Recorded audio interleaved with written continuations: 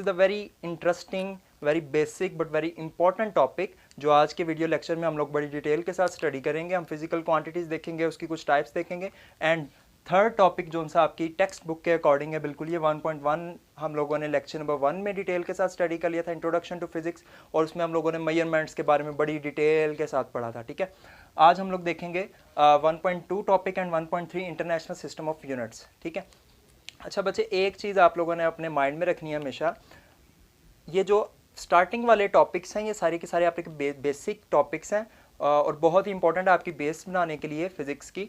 तो इन लेक्चर्स को आप लोगों ने मिस नहीं करना। ठीक है, कोई भी ऐसा लेक्चर ये देख के आप लोगों ने स्किप नहीं करना कि ये लेंथी लेक्चर है। लेंथी लेक्चर्स हो सकते हैं मेरे ज़रूर, लेकिन इसमें एक एक वर्ड जो उनसे आप लोगों के लिए बहुत ज़्यादा बेनिफिशियल होगा आप लोगों के कॉन्सेप्ट्स बिल्ड करने के लिए।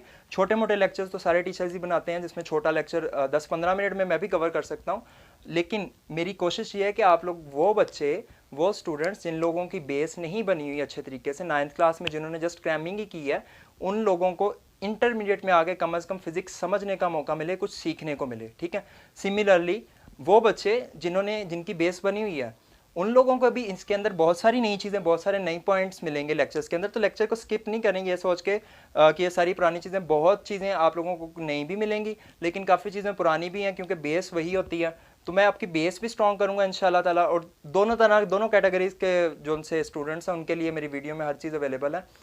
वो जिनके कॉन्सेप्ट्स नहीं क्लियर, उनके लिए ज़ीरो से लेके सारे कॉन्सेप्ट मैं बिल्ड करवाऊँगा, और वो जिन्होंने ऑलरेडी, जो अच्छे बच्चे कहलाते हैं, जिनके कॉन्सेप्ट्स अच्छे हैं ऑलरेडी, जिनको फिजिक्स में इंटरेस्ट भी है, तो उन लोगों के लिए वो चीज़ें सारी रिवाइज हो जाएंगी। माइट भी पॉसिबल आप लोगों ने कुछ चीज़ें मैं ऐसी बताऊं जो आप लोगों ने पहले उस मेथड से ना समझी हो, एंड जो नई चीज़ें हैं वो आप लोग इसके अंदर देख लोगे। और ये सारे का सारा आप लोगों के बिल्कुल अकॉर्डिंग टू टेक्स्ट बुक मैंने ये सारा का सारा यहाँ पे लिखा है, तो इसमें किसी किस्म की घबराने की ज़रूरत नहीं है कि पता नहीं कि कहाँ से लिखा है। जो कुछ आप लोग लेक्चर में पढ़ोगे, आप लोगों के बोर्ड की प्रिपरेशन भी है, प्लस आपके कॉन्सेप्ट्स भी बिल्ड हो रहे हैं, यानी कि इसी टाइम के अंदर आपका सारा कुछ कवर अप हो रहा है। प्रीवियस जो सा मेरा लेक्चर था बच्चों, वो थोड़ा सा लेंथी हो गया था। मैंने सोचा था 20 मिनट से 15 to 20 के अंदर रखूँगा, बट वो 31 मिनट्स का था। तो इस लेक्चर में हम कोशिश करेंगे कि आगे से आगे मैं मज़ीद कोशिश करूँगा कि आप लोगों को कम से कम टाइम के अंदर ज़्यादा से ज़्यादा चीज़ें एक्सप्लेन की जाए इंशाल्लाह। ठीक है, so let's start our today's lecture. Physical quantities हम लोग पढ़ने जा रहे हैं। फिजिकल क्वांटिटीज़ के बारे में बच्चों आप लोगों को ऑलरेडी पता होगा, ऐसी तमाम क्वांटिटीज़, ऐसी तमाम मिकदारें जिन्हें हम मैयर कर सकें। ठीक है, मिसाल के तौर पे फॉर एग्जांपल मैं अपनी हाइट मैयर कर सकता हूँ with the help of measuring tape. Measurements में मैंने बड़ी डिटेल के साथ आप लोगों को बताई। मेजरमेंट्स की अब ज़रूरत आप लोगों को इस टॉपिक में समझ लग रही होगी कि मेजरमेंट है तो फिजिकल क्वांटिटीज़ हो ही तब सकती हैं, ऐसी क्वांटिटीज़ जिन्हें हम मैयर कर सकते हैं, वो सारी की सारी क्वांटिटीज़ क्या कहलाती हैं? Physical quantities. ठीक है, सो इसकी डेफिनेशन फर्स्ट ऑफ ऑल देखते हैं। All the measurable characteristics of matter are called physical quantities. All the measurable, जितने भी मेजर किए जाने वाले कैरेक्टरिस्टिक्स होते हैं किसके? मैटर के। मैटर इज द सब्सटेंस, या मैटर एक ऐसी चीज that has mass and occupies space. ये आप लोगों ने फर्स्ट लेक्चर में भी डिटेल से देखा। तो ऐसी चीज या मैटर, फॉर एग्जांपल मेरी बॉडी है, मेरी बॉडी पूरी की पूरी क्या है? मैटर है। तो अगर मैं अपनी बॉडी को वे कर सकता हूँ, मैं अपनी बॉडी का वजन तोल सकता हूँ, तो वेट या मास क्या कहलाएगा? Physical quantity. सिमिलरली ये मार्कर है, marker is made of matter. ये सारे का सारा मार्कर पार्टिकल से, एटम से मिलकर बना, एटम्स मिलके क्या बनाते हैं? मैटर। ये मैटर है। इसकी मैं लेंथ मेजर कर सकता हूँ, length is a physical quantity. इसका मैं वेट मेजर कर सकता हूँ, इसका मैं मास मेजर कर सकता हूँ, फिजिकल क्वांटिटी। ठीक है, ऐसी तमाम quantities which can be measured, उसे हम क्या कहेंगे? Physical quantities. या दूसरे अल्फाज में इस डेफिनेशन को भी क्लियर कर लेते हैं, ऑल द मेजरेबल कैरेक्टरिस्टिक्स। इसकी लेंथ इसका मेजरेबल कैरेक्टरिस्टिक है जिसे मैं मेजर कर सकता हूँ। इसके सर्कल का डायामीटर इसका मेजरेबल कैरेक्टरिस्टिक है जिसे मैं मेजर कर सकता हूँ। इसका वेट इसका मेजरेबल कैरेक्टरिस्टिक है जिसको मैं मेजर कर सकता हूँ। सो लेंथ, ठीक है, लेंथ, मास, और एक और चीज़ टाइम, या वो डिटेल के साथ हम लोग सब कुछ देखेंगे। टाइम मैं मेजर कर सकता हूँ with the help of a stop watch. आप लोगों के सबके एंड्रॉइड सेलफोन्स के अंदर स्टॉप वॉच मौजूद होती है, हर तरह के सेलफोन्स में आजकल डिजिटल स्टॉप वॉच इसको हम कहते हैं। उसकी मदद से मैं टाइम इंटरवल्स मेजर कर सकता हूँ। सो time is also a measurable characteristic, so time is also called a physical quantity. मैंने 7 एग्जांपल्स दे दी। या आसान अल्फाज में अगर कोई डेफिनेशन करना चाहो, all the measurable quantities are called physical quantities. Clear यहाँ तक? सेकंड चलते हैं। जो फिजिकल क्वांटिटीज होती है according to your intermediate level 1 की टेक्स्ट बुक के according, physical quantities are divided into 2 categories. ये बड़ा इंपॉर्टेंट पॉइंट है बच्चों, आप लोगों ने याद रखना है। According to your textbook, ये इंपॉर्टेंट एमसीक्यूज है जो पेपर में पूछा जाता है अक्सर, पास पेपर्स में मैंने आया हुआ देखा है कि फिजिकल क्वांटिटीज़ को कितनी कैटेगरीज में डिवाइड किया जाता है, 2 में। ये चीज़ आप लोगों ने बड़े अच्छे से याद रखनी है। हालांकि फिजिकल क्वांटिटीज़ 3 तरह की होती हैं, बेस क्वांटिटीज़, ड्राइव क्वांटिटीज़ तो आपने ऑलरेडी पढ़ी 9th क्लास में, बट इसमें आप एक नई भी पढ़ेंगे, सप्लीमेंट्री क्वांटिटीज़, एक नई क्वांटिटी है, ठीक है। हालांकि बेशक 3 होती हैं, लेकिन आपकी टेक्स्ट बुक के अकॉर्डिंग जो लाइन आपके टेक्स्ट में लिखी हो वो अभी भी यही है कि physical quantities are divided into 2 categories. कौन कौन सी? Base quantities and derived quantities. तो आप लोगों को अगर एमसीक्यूज आए तो आप 2 पे ही टिक करेंगे, 3 पे टिक नहीं करेंगे। हालांकि बेशक बुक में 3 का जिक्र है, लेकिन ये जो यहाँ पे टेक्स्ट में लाइन है वहाँ मेंशन है कि physical quantities are divided into 2 categories. तो very very very important MCQs है बच्चे, ये आप लोगों ने अच्छे से अपने माइंड में रखना है, कंफ्यूज नहीं होना, क्योंकि यूनिट्स आगे जाके तीन तरह के हैं लेकिन क्वांटिटीज 2 तरह की हैं। तो जब यूनिट्स का पूछा जाएगा 3 पे टिक करेंगे, क्वांटिटीज का पूछा जाएगा तो 2 पे टिक करेंगे। यूनिट्स में जाकर मैं दोबारा से इसको बताऊंगा। सो कौन कौन सी हैं जी? बेस क्वांटिटीज, ड्राइव क्वांटिटीज हमें ऑलरेडी पता है, ठीक है। उन बच्चों के लिए जिन्हें पता है उनको तो मेरे मेथड से ज़रा समझ लो, मैं ज़रा आसान अल्फाज में आप लोगों को समझाता हूँ।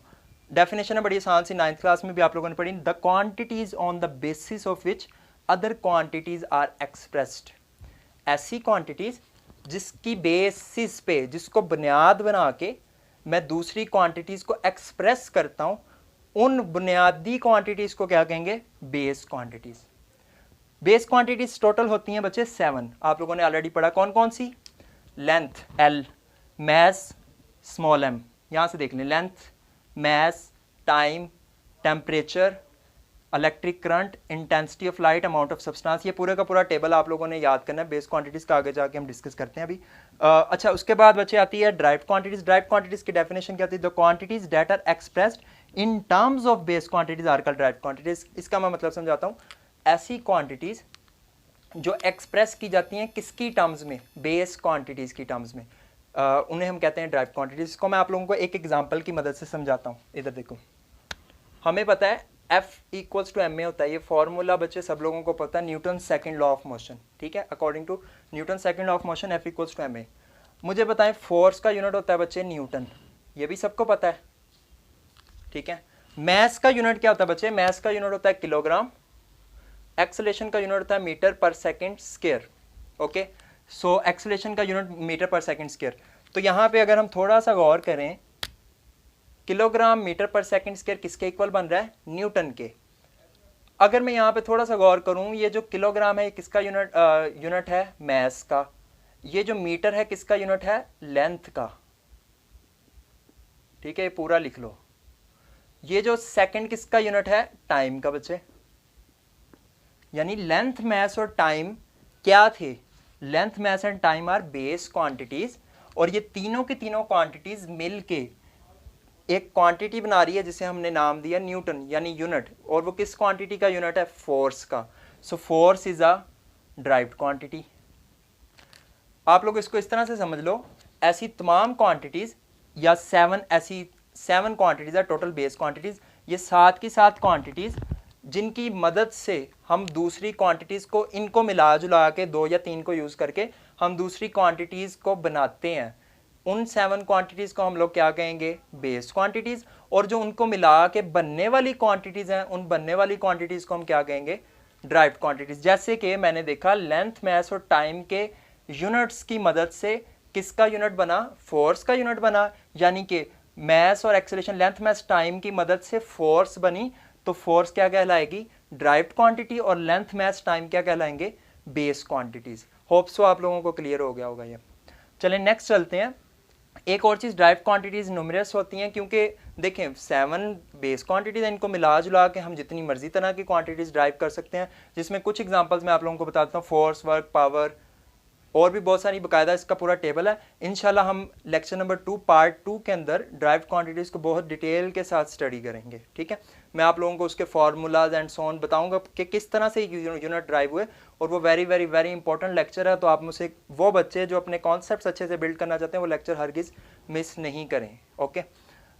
नेक्स्ट स्टार्ट करते हैं। ये एक नई चीज़ है बच्चों, ये जिन बच्चों ने पहले समझे भी हुए कॉन्सेप्ट लिए भी, उनके लिए भी नई चीज़ है। Steps to measure base quantities. आप लोगों की बुक में आई है क्वेश्चन कि किस तरह से बेस क्वांटिटीज़ को मेजर किया जा सकता है, उसके स्टेप्स बताएं। First step is choice of a standard. कहता है first of all base quantity को जब भी आप लोगों ने मेजर करना है तो फर्स्ट ऑफ ऑल हमें क्या करना पड़ेगा, हमें एक स्टैंडर्ड को चूज करना पड़ेगा, उसकी चॉइस करनी पड़ेगी। स्टैंडर्ड को मैं आप लोगों को इस तरह से समझाता हूँ, देखें मेरे पास यहाँ पे स्केल मौजूद है, मैं इसकी मदद से आपको समझाता हूँ। मिसाल के तौर पे मेरे पास रेड कलर का मार्कर है, मैंने इसकी लेंथ मेजर करनी है, ठीक है। Length is a base quantity, very first base quantity is length. मैंने इसकी लेंथ मेजर करनी है, तो इसकी लेंथ मेजर करने के लिए मुझे क्या करना पड़ेगा बच्चों, मुझे एक मेजरिंग्स रूल या रूलर जिसको कहते हैं, स्केल कहते हैं, वो चाहिए। मैं इसकी मदद से ना इसकी लेंथ को मेजर करने जा रहा हूँ। और भी बहुत सारी चीज़ें, वर्नियर कैलिपर से भी लेंथ मेजर होगी, लेकिन मैं इसकी मदद से चलन करता हूँ, ये क्योंकि बड़ी है क्वांटिटी। एक चीज़ बच्चे ज़रा गौर करें, इस स्केल की दोनों साइडों पे, एक साइड पे सेंटीमीटर्स की रीडिंग होगी, लाइनें लगी हैं जो बारीक वो सेंटीमीटर्स की, जो बड़ी हैं वो मीटर्स की, और बाज़ में इंचज़ की भी होती हैं, ठीक है। अच्छा, ये चीज़ जो हम लोगों ने समझनी है वो ये कि लेट्स सपोज मैं इसकी लेंथ मेजर करने लगा हूँ, तो फर्स्ट ऑफ ऑल मुझे कोई ना कोई स्टैंडर्ड चूज़ करना पड़ेगा। स्टैंडर्ड के दो तरह से आप लोग बच्चे मतलब ले सकते हैं।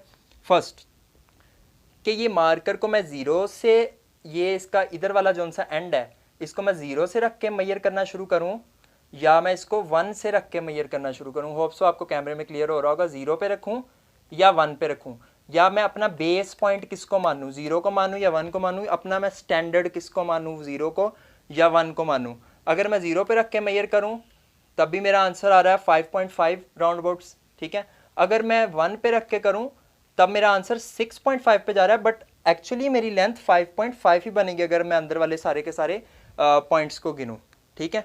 तो ये होती है, सबसे पहले हमने पॉइंट या स्टार्टिंग पॉइंट चूज करना है स्टैंडर्ड के लिए। सेकंड चीज़ जो सी हम लोगों ने स्टैंडर्ड के तौर पे चूज करनी वो ये कि यूनिट कौन सा, वेदर मैं सेंटीमीटर वाली साइड से नापना चाह रहा हूँ या मीटर से नाप रहा हूँ या इंचेस में नाप रहा हूँ, वो भी मेरा स्टैंडर्ड कहलाएगा, ठीक है। तो सेकंड स्टेप क्या होता है, फर्स्ट ऑफ ऑल मैंने चॉइस कर ली स्टैंडर्ड की। सेकंड स्टेप ये होता है एस्टेब्लिशमेंट ऑफ अ प्रोसीजर। अब मैं प्रॉपर एक प्रोसीजर डेवलप करूंगा, यहाँ पे रख के मैं इस तरह पूरा देखूंगा, इसको नापूंगा, एक प्रोसीजर बनाऊंगा क्या करने के लिए, for comparing the quantity to be measured. जो मैं क्वांटिटी मेजर करने जा रहा हूँ, मैं क्या मेजर कर रहा हूँ, लेंथ मेजर कर रहा हूँ विद द स्टैंडर्ड। अब मैं उस लेंथ को स्टैंडर्ड के साथ कंपेयर करूंगा। स्टैंडर्ड क्या है मेरा, मीटर्स या सेंटीमीटर्स या जो भी यूनिट है, और साथ मुझे एक नंबर मिल जाएगा 5 सेंटीमीटर या 5.5 सेंटीमीटर। कहता है quantity to be measured with the standard, किसको कंपेयर करना है, जो क्वांटिटी मैं मेजर करना चाह रहा हूँ उसको स्टैंडर्ड के साथ कंपेयर करो, सो दैट ताकि एक नंबर और एक यूनिट हमें डिटरमिन हो जाए, मुझे एक नंबर और एक यूनिट मिल जाए। अब इसमें अगर देखा जाए तो मुझे क्या मिला, मुझे 5.5 मिल गया नंबर, और साथ यूनिट क्या मिल गया सेंटीमीटर्स में, क्योंकि मैं नाप रहा था, मुझे यूनिट क्या मिल गया 5.5 सेंटीमीटर, ठीक है। तो सेंटीमीटर्स का वो मिल गया as a measure of that quantity. Hope so आप लोगों को क्लियर होगी ये बात कि जब भी मैं देखें लेंथ मेजर करना चाह रहा था तो फर्स्ट ऑफ ऑल मैंने इसका स्टैंडर्ड चूज किया कि मैं किस चीज़ के साथ मेजर करना चाह रहा हूँ, किन यूनिट्स में मेजर करना चाह रहा हूँ, और स्टार्टिंग पॉइंट किसको रखना चाह रहा हूँ, ठीक है, बेस किसको मानना चाह रहा हूँ फर्स्ट। सेकंड फिर मैं प्रोसीजर के साथ उससे कंपेयर करूंगा और एक मुझे नंबर और एक यूनिट मिलेगा। वो नंबर और यूनिट क्या होगा, मेरी रिक्वायर्ड मेजरमेंट उस बेस क्वांटिटी की जिसको मैं मेजर करना चाहता था। होप सो क्लियर हुई होगी। और अगर किसी को नहीं भी अच्छे से समझ लगी तो ये वर्ड बाय वर्ड इसको याद ज़रूर कर लेना। मैंने डेफिनेशन का मतलब आपको पूरा समझा दिया, ठीक है। वो उस एग्जांपल की हो सकता है कुछ बच्चों को अगर नहीं भी समझ लगी, मेजोरिटी को लगी होगी। अगर कोई बच्चा इसमें कंफ्यूज हो रहा है तो बिल्कुल कंफ्यूज नहीं हो, इसको लफज ब लफज जिस तरह से मैंने वर्ड बाय वर्ड समझाई है डेफिनेशन, उस तरह से इसको याद कर लो एंड सो ऑन, ठीक है। ये शॉर्ट क्वेश्चन है पेपर में आने वाला। एक और चीज़, पहले तो आप लोगों का प्रीवियस ईयर तो एक्सेलरेटेड लर्निंग प्रोग्राम चला गया, ALP जिसको आप लोग कहते हो, स्मार्ट सिलेबस। बट इस साल का अभी तक कंफर्म नहीं है कि स्मार्ट सिलेबस चलेगा या कौन सा, इसलिए अभी मैं थॉरली सारा ही बना रहा हूँ। अगर तो आगे जाके पता चल जाता है कि स्मार्ट सिलेबस, फिर मैं आगे वाले कुछ लेक्चर जो से हैं सिर्फ स्मार्ट सिलेबस के अकॉर्डिंग बनाता जाऊँगा, जो बाकी रिमेनिंग होंगे, क्योंकि एक साल ही हद और स्मार्ट सिलेबस चलेगा, आपका लाइफ टाइम स्मार्ट सिलेबस नहीं चलने लगा, ठीक है। तो मैं इसको थॉरली ही कवर करूँगा इंशाल्लाह। आगे characteristics of an ideal standard, ये भी इंपॉर्टेंट है, शॉर्ट क्वेश्चन है, यानी कि क्या जी, characteristics of an ideal standard क्या है, it is accessible, it is invariable. कहता जो एक स्टैंडर्ड मैंने जो स्टैंडर्ड चॉइस करनी थी जिसकी पहले, वो एक अगर आइडियल स्टैंडर्ड की बात की जाए तो वो कैसे कि क्या क्या उसमें कैरेक्टरिस्टिक्स होने चाहिए। फर्स्ट ऑफ ऑल वो एक्सेसिबल होना चाहिए। यानी यहाँ से जो स्टार्टिंग पॉइंट था वो मार्कर के वो मैं स्टार्टिंग पॉइंट पे आसानी से रख सक रहा था, तो वो एक्सेसिबल है। सेकंड, वो इनवेरिएबल होना चाहिए। ये नहीं होना चाहिए कि जब मैंने मार्कर को यहाँ रखा तो उसकी वैल्यू कोई और थी, यहाँ कर दिया तो वो जीरो आगे पीछे हो गया, मूव हो गया अपनी जगह से, ऐसा नहीं होना चाहिए। वेरिएबल वेरी नहीं करना चाहिए, वेरिएबल नहीं होना चाहिए, वो हमेशा क्या होना चाहिए, इनवेरिएबल और एक्सेसिबल, जिसको मैं आसानी से एक्सेस कर सकूं, और वो वेरिएबल नहीं होना चाहिए, चेंज नहीं होना चाहिए। ये भी इंपॉर्टेंट क्वेश्चन था। चलें बच्चे नेक्स्ट चलते हैं 1.3। होप सो ये 1.2 की पूरी कंप्लीट समझ लगी कि फिजिकल क्वांटिटीज़ की। इसमें से जो क्वेश्चन आने वाले हैं वो यही है, ये शॉर्ट क्वेश्चन, ये शॉर्ट क्वेश्चन। बाकी सप्लीमेंट्री क्वांटिटीज़ का बच्चे जिक्र नहीं किया, सॉरी। सप्लीमेंट्री क्वांटिटीज़ दो होती हैं, ये हम यूनिट्स में जाके बहुत डिटेल से देखेंगे। दो होती हैं सप्लीमेंट्री क्वांटिटीज़, कौन कौन सी, plane angle and solid angle. इसको बच्चे जस्ट आप लोगों ने वैसे ही याद रखना है। इसका जिक्र आपकी बुक में एज सच ना इनकी डेफिनेशंस इंक्लूड हैं, ना सप्लीमेंट्री क्वांटिटीज़ की डेफिनेशन इंक्लूड है, ना प्लेन एंगल सॉलिड एंगल की। अगर सप्लीमेंट्री क्वांटिटीज़ की डेफिनेशन आ जाए तो आपने क्या लिखना है, all the quantities other than base quantities and derived quantities are called supplementary quantities and there are two supplementary quantities, कौन कौन सी, plane angle and solid angle. आप लोग इसको इस तरह से कह सकते हो, ठीक है। ये पहले आपकी 9th क्लास की बुक में ना होने की वजह एक ये है कि पहले बेस और ड्राइव्ड क्वांटिटीज़ को ही दो क्वांटिटीज़, फिजिकल क्वांटिटीज़ के टाइप्स माना जाता था, बट आगे जाके टाइम के साथ साथ ये सप्लीमेंट्री क्वांटिटीज़ बाद में जो डिस्कवर हुई, आप ये कह सकते हैं, या उन्होंने इंटरनेशनल सिस्टम ऑफ यूनिट्स वालों ने उसको उसके अंदर शामिल किया। ये क्लियर है। 1.3 देखते हैं बच्चे, international system of units. International system of units की ये लाइन एक डेफिनेशन है, मैंने लिखी, ये आपने एज इट इज़ याद रख लेनी। 1960 the establish system for the measurement of physical quantities, या इसको ऐसे भी लिख सकते हैं, द इंटरनेशनली एस्टेब्लिश्ड सिस्टम। एक ऐसा सिस्टम इंटरनेशनली बनाया गया, किस काम के लिए, for the measurement of physical quantities. जितनी फिजिकल क्वांटिटीज़ है उनकी मेजरमेंट के लिए एक फिक्स इंटरनेशनल सिस्टम एस्टेब्लिश कर लिया गया, जिस सिस्टम को हम क्या नाम देते हैं, सिस्टम इंटरनेशनल या SI, capital S capital I, system international, ठीक है। ये इसकी डेफिनेशन थी। बच्चे आगे है kinds of units. According to SI कितनी तरह के यूनिट्स होते हैं, 3। This is very important MCQs, this is MCQs, this is MCQs, this is short and so on, ठीक है। This is also MCQs। Base quantity 7 और इनके नाम सारे जुबानी आपको याद होने चाहिए अलॉन्ग विद देयर सिंबल्स, ये यहाँ पे भी डिस्कस हो जाएंगे। अच्छा, काइंड्स ऑफ यूनिट्स कितने बच्चे, पहला यूनिट होता है base unit, derived units, supplementary units. अब वही चीज़ जो मैंने आपको बताई थी, क्वांटिटीज़ का जिक्र करते वक्त कितनी क्वांटिटीज़ का जिक्र किया गया, 2 categories, base quantities and derived quantities. जब भी क्वांटिटीज़ वाला MCQ आएगा हम किस पे टिक करेंगे, 2 पे। बट जब भी यूनिट्स, काइंड्स ऑफ यूनिट्स की बात आएगी तो कितने पे टिक करेंगे बच्चे, 3 पे, base units, derived units and supplementary units, okay. अब बेस यूनिट्स देखते हैं। Units that express base quantities are called base units. ऐसे यूनिट्स जो बेस क्वांटिटीज को एक्सप्रेस करते हैं। फॉर एग्जांपल लेंथ का यूनिट होता है मीटर, सो मीटर किसका यूनिट है, length, length is a base quantity, तो मीटर उसका यूनिट है, तो क्या कहलाएगा, base unit. Hope so clear होगी बात। टोटल कितने होते हैं, अब बेस क्वांटिटीज अगर 7 है तो बच्चे बेस यूनिट भी, बेस क्वांटिटीज 7 है तो बेस यूनिट्स भी 7 ही होने चाहिए। ये एज इट इज़ आपको फिंगर टिप्स पे बच्चे इनके साथों के नाम भी जुबानी याद होने चाहिए, इनके सिंबल्स भी याद होने चाहिए, इनके ऐसे यूनिट्स के नाम भी और उनके सिंबल्स भी आपको याद होने चाहिए फॉर योर बेस, ठीक है। लेंथ सिंबल L, ऐसा यूनिट मीटर जिसको स्मॉल m के साथ रिप्रेजेंट करते हैं। मैस का सिंबल स्मॉल m है बट ऐसा यूनिट किलोग्राम kg है। ये दोनों चीज़ों में फ़र्क वाज़िया याद रखना आपने, बच्चे इसको अक्सर मिक्स कर देते हैं। टाइम का सिंबल स्मॉल t, टेम्परेचर का सिंबल कैपिटल T, इन दोनों का भी फ़र्क याद रखना है। टाइम का ऐसा यूनिट होता है सेकंड, टाइम सेकंड्स में मेजर करते हैं तो स्मॉल s। टेम्परेचर का यूनिट मेजर ऐसा यूनिट होता है केल्विन। जब भी आप लोगों ने न्यूमेरिकल सॉल्व करने हैं तो फर्स्ट ऑफ ऑल मैं जितनी भी ये साथ के साथ बेस क्वांटिटीज़ हैं चाहे ड्राइव क्वांटिटीज़ हैं उनको उनके SI यूनिट्स में पहले कन्वर्ट करूंगा, अगर वो किसी और यूनिट में गिवन है फिर मैं उस न्यूमेरिकल्स में वैल्यूज पुट करूंगा।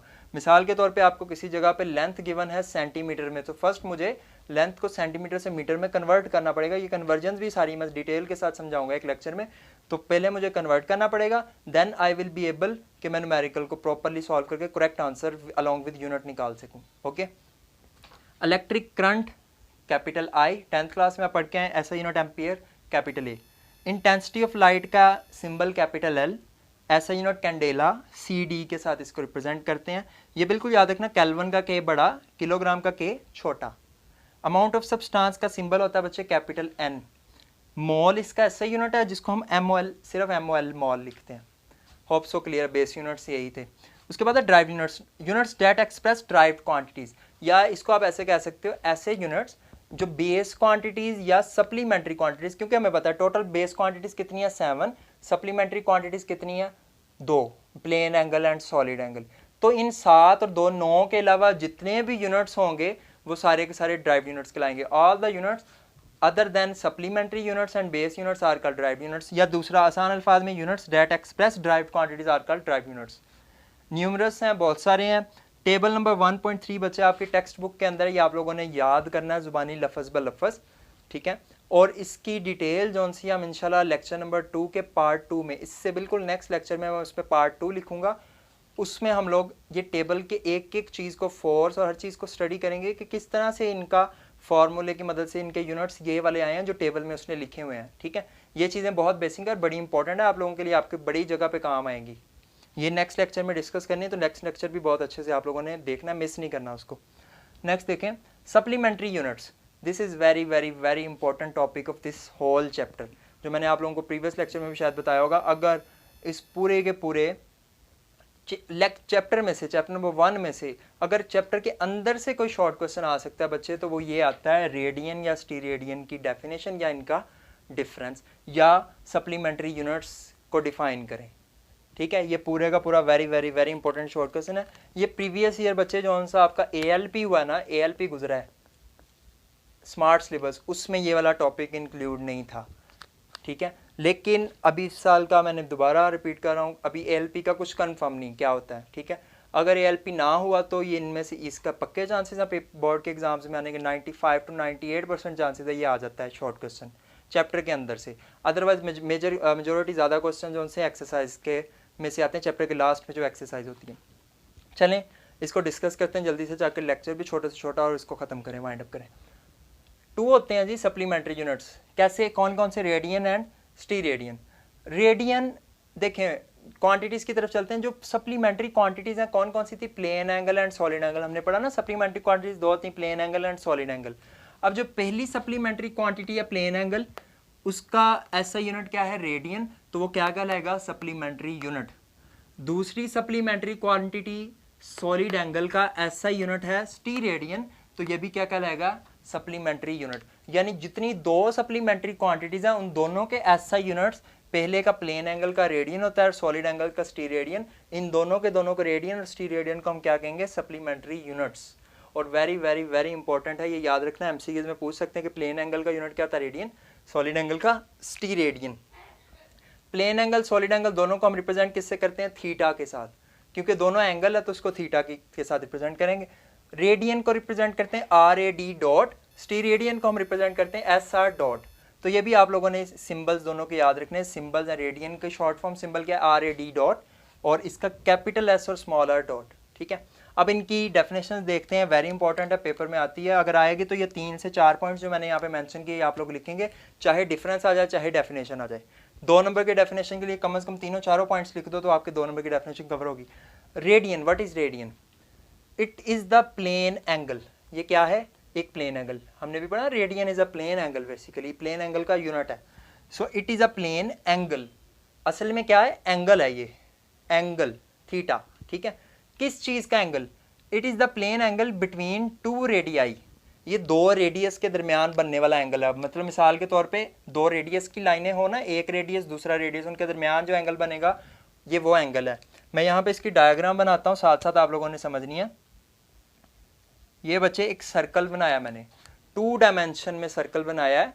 2 डायमेंशन का मतलब कि इसकी बस मैं लेंथ और विड्थ ये 2 चीज़ें देख सकता हूँ। इस तरह से इसकी चौड़ाई, तीसरी डायमेंशन में एक्स और वाई एक्सिस, बस जी एक्सिस में मैं नहीं जा सकता, ठीक है। 2D डायमेंशन, हमेशा याद रखना सर्कल और स्फीयर में क्या फ़र्क होता है।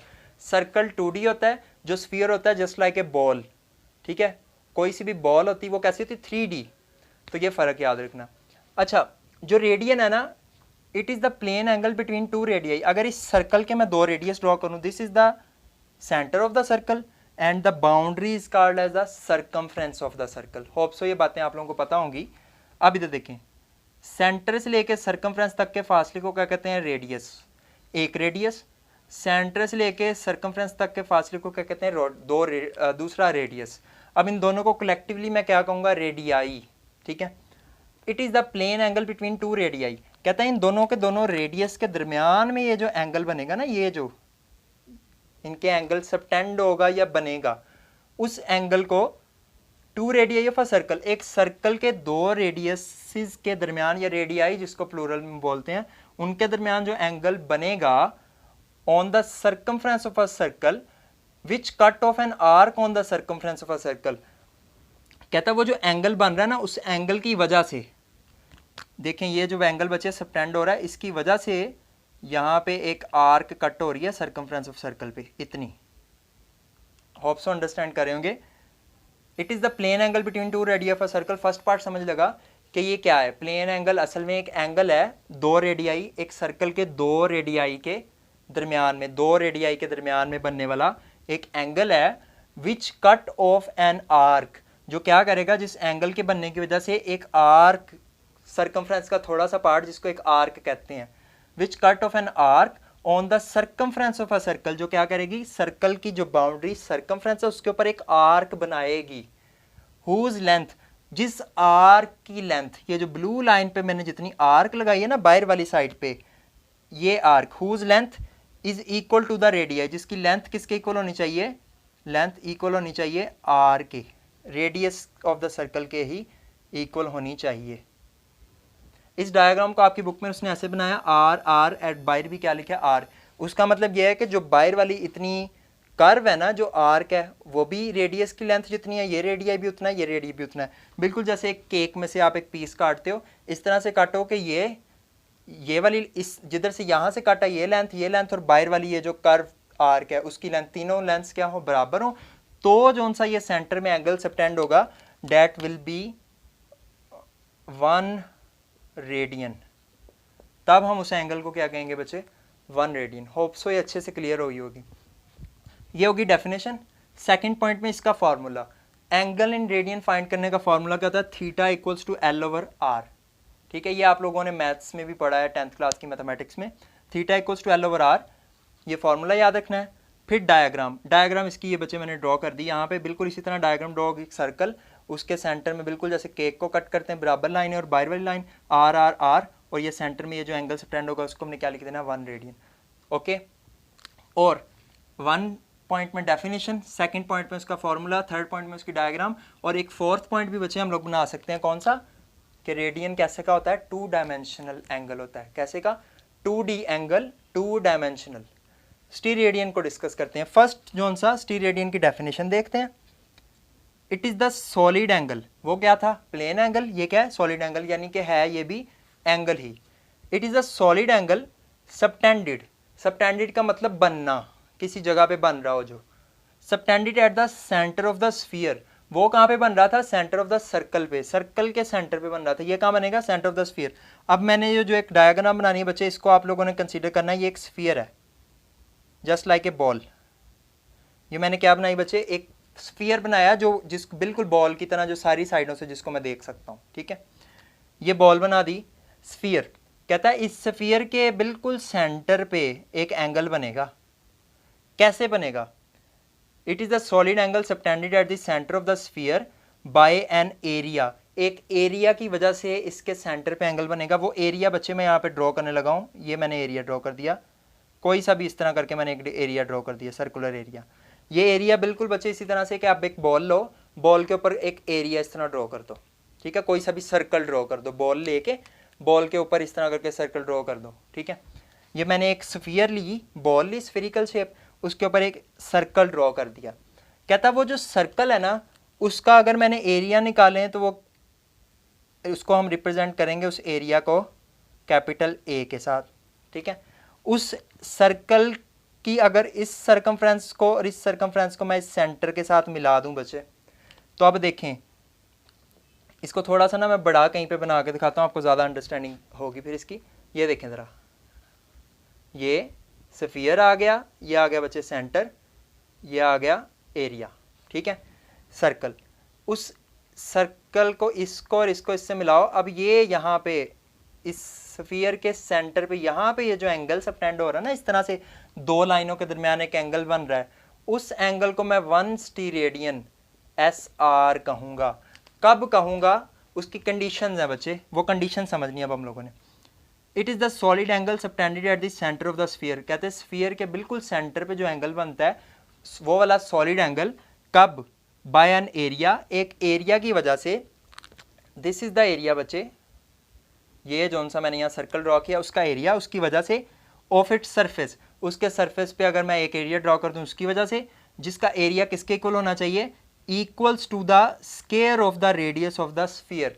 जो कि इस, अगर मैं यहाँ पे स्फीयर का रेडियस को कहूँ R, तो ये जो सा बच्चे एरिया ये किसके इक्वल होना चाहिए? R के स्क्वायर के। ये यहाँ पे कहना चाह रहा है कि अगर मैं एक स्फीयर लूँ, उसके ऊपर एक एरिया ड्रॉ करूँ, उस सरफेस एरिया की वजह से स्फीयर के सेंटर पे एक एंगल सबटेंड हो, तो वो एंगल 1 स्टीरेडियन इस कंडीशन में होगा अगर वो जो एरिया मैंने बनाया है वो एरिया किसके इक्वल हो बच्चे? रेडियस ऑफ द स्फीयर के स्क्वायर के बराबर हो। अगर ए किसके इक्वल हो? R स्क्वायर के बराबर हो।